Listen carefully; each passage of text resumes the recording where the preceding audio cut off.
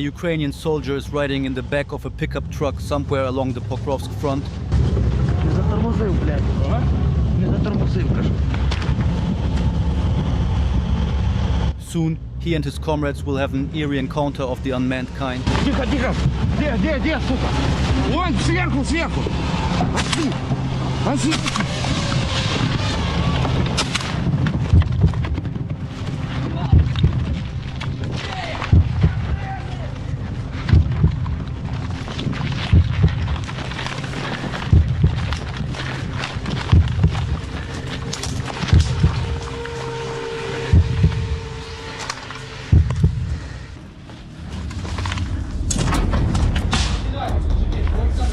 Now they are searching for the drone operator's hideout. Ахматы, давай быстрее.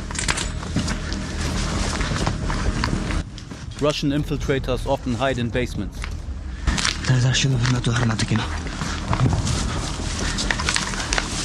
That's why grenades are the weapon of choice in such situations.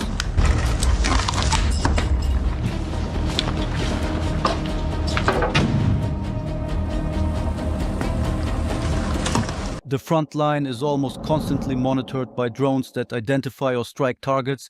This makes an advance by larger mechanized formations nearly impossible without accepting disproportionately high losses. That is why, especially around Pokrovsk, Russia has resorted to sending small assault groups into battle. These groups attempt to slip through Ukrainian lines, often on motorcycles or simply on foot, in order to disrupt Ukrainian logistics. Often these detachments are heavily decimated while attempting to get behind the Ukrainian lines. However, from time to time, individual soldiers or pairs still manage to evade detection. In the broader operational context, this often has little impact. However, if these elements manage to entrench themselves somewhere and even carry one or two drones with them, they can locally disrupt Ukrainian forces. For the Ukrainians, it is therefore crucial to detect, isolate and neutralize these infiltrators as fast as possible. Еще раз! Кто? Ты. Кто я? Пароль. Какой пароль? Так. Хохлы, сдавайтесь! The Ukrainian soldier calls the Russian kokol, a slur usually used by Russians to insult Ukrainians. By doing so, he wants the Russian to believe he has run into two fellow Russians who mistake him for a Ukrainian. Не понял, повтори. Хохлы, сдавайтесь! Русский. Кто русский? Выходи! Кто? Пятый бат. Пятый бат? Мы девятка, выходи! The decision to draw the Russian into a brief but tense conversation proved worthwhile. As they talked, another Russian soldier gave himself away, allowing the Ukrainians to gain valuable information about the amount of Russians hiding in the basement.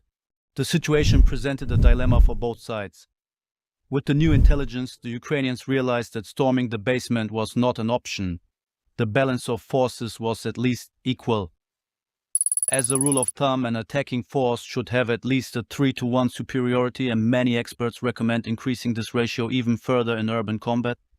Moreover, storming the basement would force the Ukrainians to pass through the door, creating what is known as a fatal funnel, a choke point where they would be fully exposed to Russian fire with no room to maneuver or escape. However, the fatal funnel also meant the Russians were trapped in the basement. Any attempt to rush outside would have brought them straight into the Ukrainians' field of fire, but at least underground they were safe from drones. The Ukrainians, on the other hand, even on their own ground, were constantly just a second away from being spotted and attacked by drones or artillery every moment they stayed out in the open. It is therefore understandable that the Ukrainians were very keen to lure the Russians out of the basement with words as quickly as possible. Девятка, выходи! Повтори. Мы девятка, выходи! Подержи. Татарин, немец! Не понял. Татарин, немец мы! Татарин, немец! Так они мужики с виду, уходите. Север я! Хитрый. Выходите, выходите! Надо еще одну туда. Их требуем наверняка. Выходим, парень! Давай! The Ukrainian plan seemed to be working. Азер. Выходи! Автомат спереду! The next moments would decide the entire outcome of the situation. Видно? Нет! Выше поднимай! И выше! Видно? Нет! Так, Нет! пацаны свои. Я выхожу. Я выхожу. Выходи! По одному! Ребята, Хорошо, поднимись. слышите?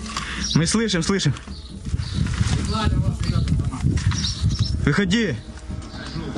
Кидай на землю!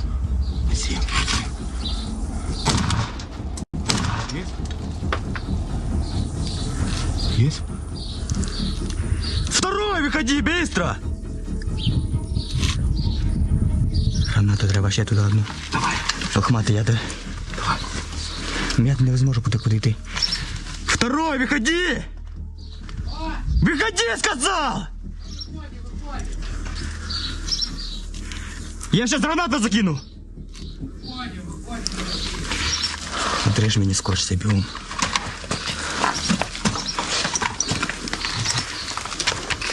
Возьми ножа у мене в кармані.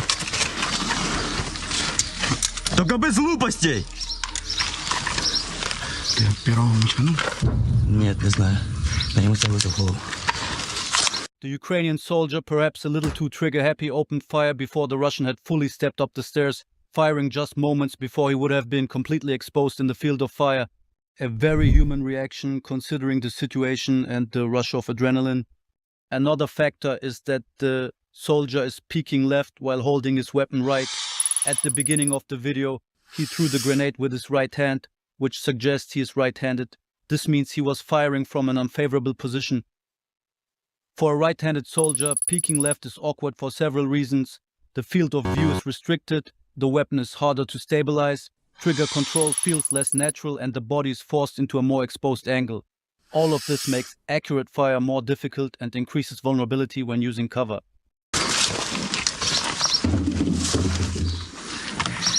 Я не вижу!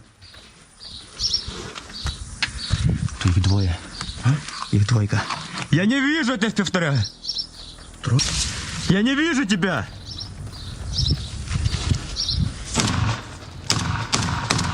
Давай, держи.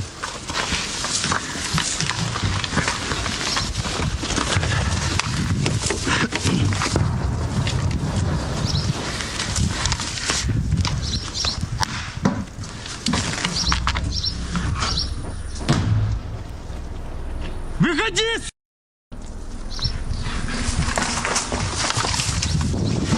Давай, проходи. Ты точнее стреляй.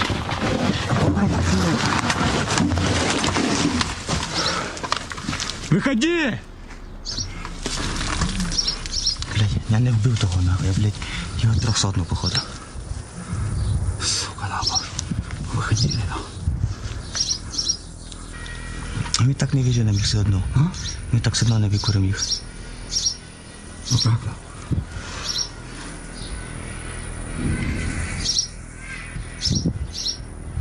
Так, що там йде? Давай в хату заперемо. В хату треба нам. Або ні, в хату ми точно ні. Якщо ми зараз уйдемо, то вони нахуй нас, сібуться просто звідси. Here another dilemma became clear for the Ukrainians. Positioned in the open under the sky, every passing second carried danger. Their left flank was especially exposed to threats such as FPV drone strikes or shrapnel from mortars and artillery.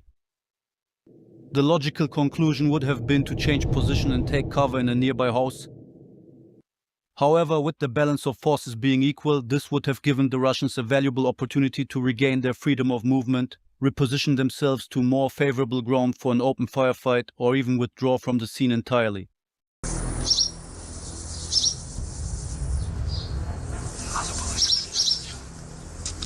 Так він вже тебе їбало, ти бачив його спочатку? Ні. Ну, страшний сі. Страшно? Ага. Що події? Що? Не вірю. Спочатку цю закинь. Блядь, треба, щоб їм нахуй туди закинути, іменно, поняв? І так ти не зможеш. Хіба рикошетом, поняв, треба? Рикошетом, що попало, блядь. The best course of action in such a situation would be to neutralize the enemy position as quickly as possible. In more offensive operations, this might mean attempting to fly one or more FPV drones directly into the basement or burying the Russians underground with heavy explosives. Here, however, that did not seem possible, leaving grenades as the only option. These would need to land as deep as possible inside the basement, giving the Russians no chance to escape the blast radius. Fragmentation grenades, for example, would extend that lethal radius, yet the Russians might also have built improvised defensive layers out of rubble inside the basement, which could block grenades and greatly reduce the effect of both the blast and the shrapnel.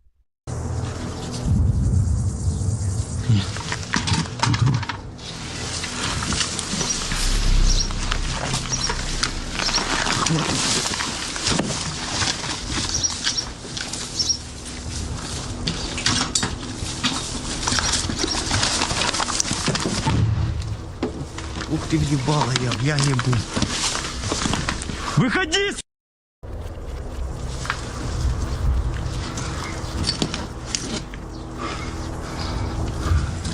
Нормально так въебало, блядь. Ага. Аж сука, цієї порипались. Контролиш?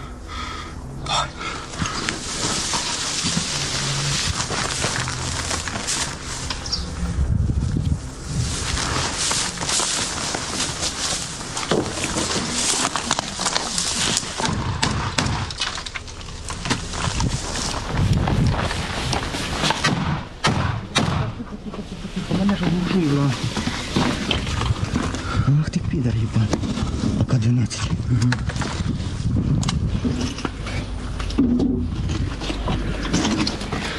Друг, ти один останешся? А ти куди? В радійку взять. The Ukrainians decided to use the radio to call in reinforcements, which would greatly expand their options and allow for a more offensive approach. Пацаны, выходим, если хотите жить! Услышал? Я вам дал шанс! With more rifles on the scene, the Ukrainians could begin to encircle the Russians and eventually close in on them. Один там, один в хату заходит. Що є?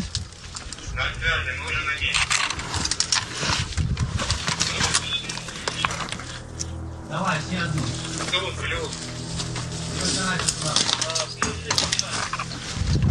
Стоп. Вони два в погребі, наверное. А?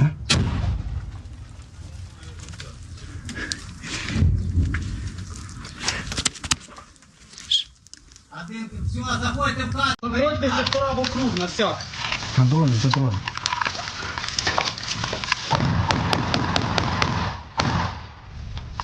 Сам поговорю. Красавчик. Все. Бей.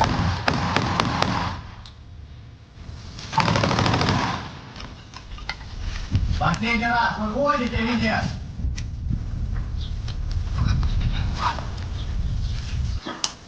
Зачистить всю хату и приведите туда всю хату зачистить. Не даже подвиг, да, придется попасть.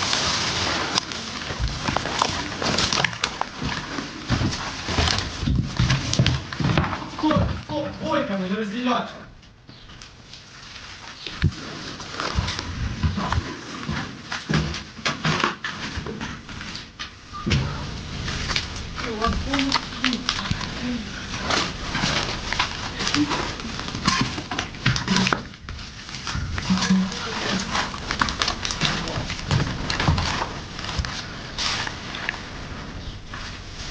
Ну, у вас был шанс.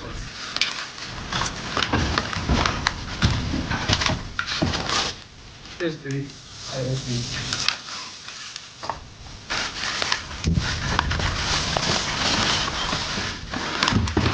Це вони відстрілювалися? Ні, не стрілявся. І слуху не йду. Але все ж не вже підожіть сектора хоч якісь. Мало ли, може вони уїбнули. Це то? Нормально все? А, да, то я Якщо б вони уйобували, то вони б не засідали тут, вони б тікали кудись нахуй. Ну зараз дим розвіється на зеляно. Там ще один погреб є, де я граната кинув, блядь, не слуху, не духу, паня. Плюс.